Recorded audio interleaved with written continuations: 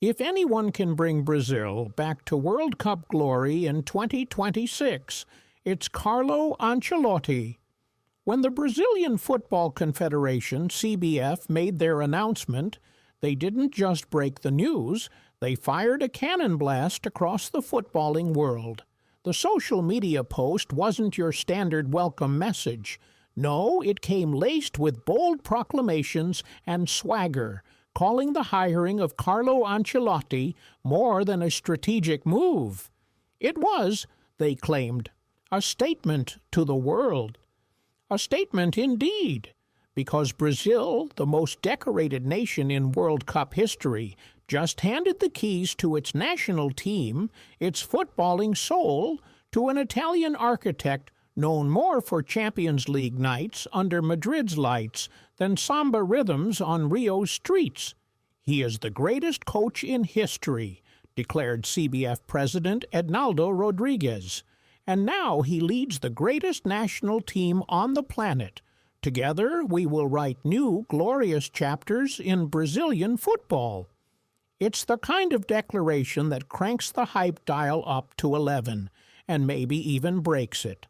But for all the drama, all the hyperbole, there's an undeniable weight to this moment.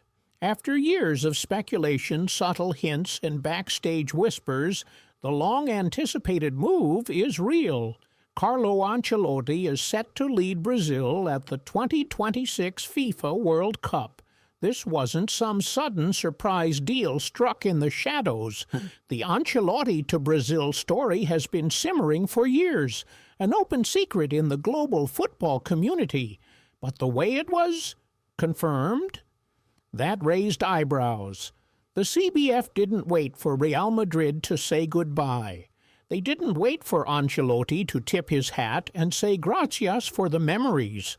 They dropped the announcement while Ancelotti still had a year left on his Madrid contract, with the La Liga title race technically still alive.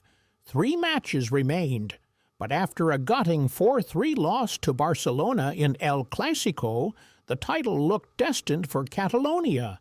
Still, the math hadn't ruled Madrid out entirely, and yet Brazil went ahead and made it official.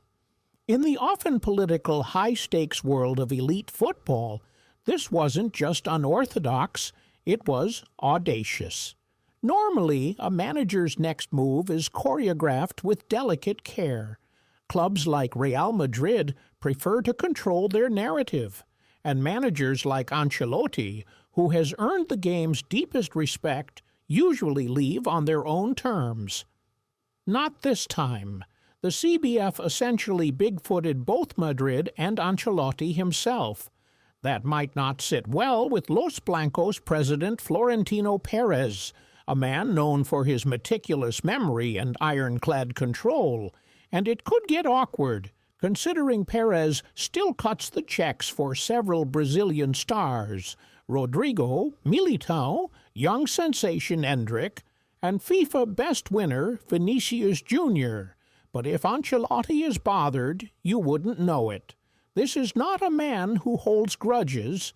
When Madrid sacked him back in 2015, less than a year after delivering their long-awaited 10th Champions League crown, he didn't lash out. He didn't burn bridges.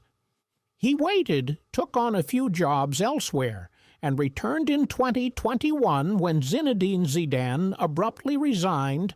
And what a return it's been!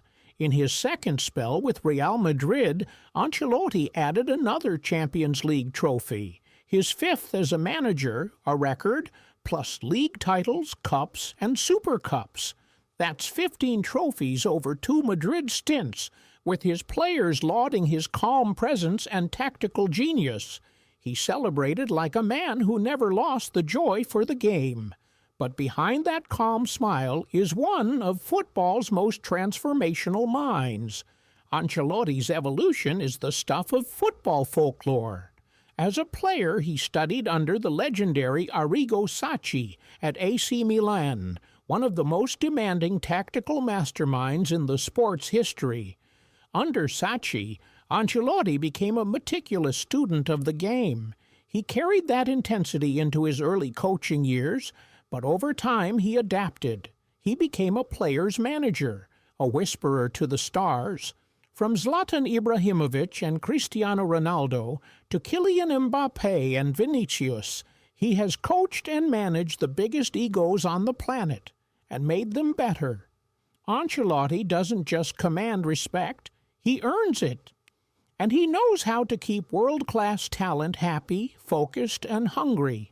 That's exactly why Brazil came calling. He's the only manager to win each of Europe's Big Five leagues: England, Spain, Germany, Italy, and France.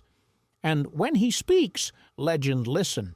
Past and present, Seleção icons: Cafu, Kaká, Marcelo, Thiago Silva, Vinicius have all spoken glowingly about his leadership. The CBF knew what they were doing. Brazil isn't just looking for a coach, they're chasing redemption. It's been over 2 decades since Brazil lifted the World Cup. 2002 feels like a lifetime ago. Since then, the Seleção has only made it past the quarterfinals once, and that run ended in their most soul-crushing moment, the infamous 7-1 loss to Germany in the 2014 semifinal on home soil, the Maracanazo of a new generation. That scar still burns. Copa